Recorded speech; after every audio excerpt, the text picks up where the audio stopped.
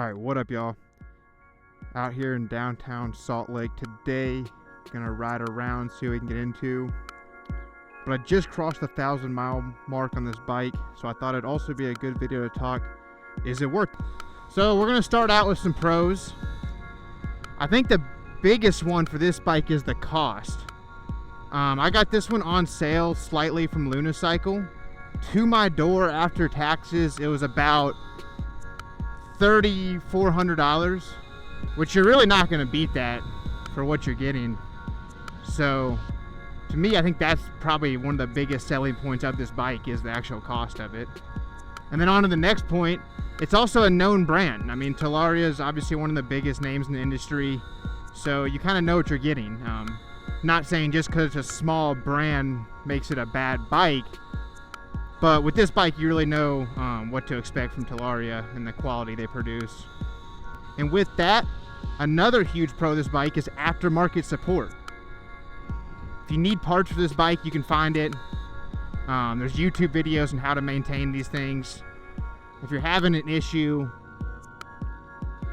you're probably not the first person to have that issue, and you can probably go find a post or a video or something to help you figure it out.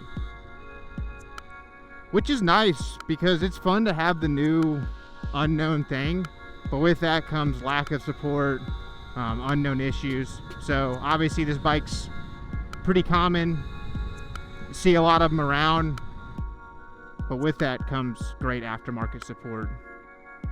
As many people already know, this has a belt drive system compared to like a gearbox and like the MX-4. So yeah, with that there's definitely some downsides, but one upside is it's just really easy to maintain. I mean, there's simple belt maintenance to do, but overall, man, if you just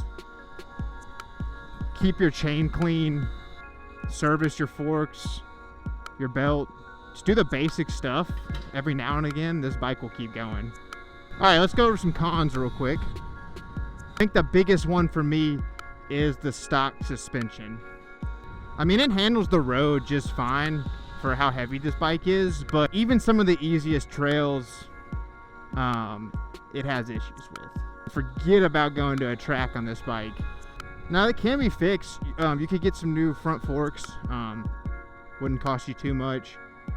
But overall, the suspension is just lacking on this bike. Another thing that's lacking on this bike is, in my opinion, is the speed. Now, for the cost and the class of bike this is, it's not slow, but for about $1,000 more, give or take, you can get an E-Ride Pro, which is just gonna smoke this bike. And then for $2,000 or $3,000 more, now you're getting into the Ultra V vintage class, which is just gonna be, you know, not even comparable to this bike.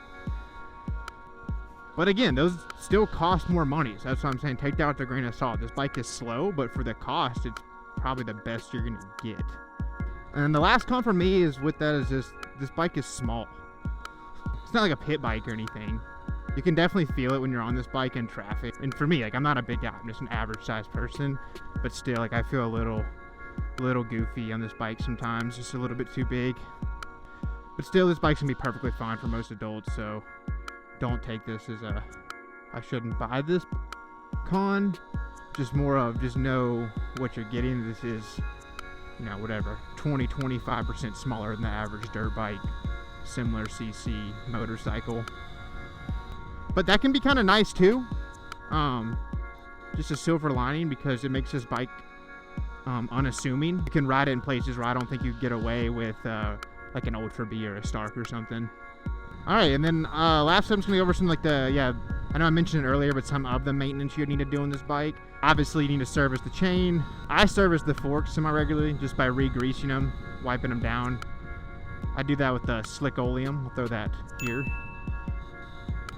And then I haven't had to yet, but you know, at some point you need to service the belt. Be sure it has proper tension, all that. And yeah, lastly, it's not maintenance, but I would recommend replacing the stock brake pads on this bike when you get them. The ones that come with are just lacking. And it's a really cheap, easy upgrade that'll make a huge difference on this bike. If you're only gonna do one thing to make this bike better, just get some new brake pads. Overall, again, I love this bike. I'm content with the purchase. I actually plan to pick up a street bike this winter, And I'm not going to sell this bike. I'm keeping it. Continue to make videos on it, continue to ride it and get better. Overall, 1,000-mile review. Awesome bike, worth the money. If you're thinking about buying one, I say go for it.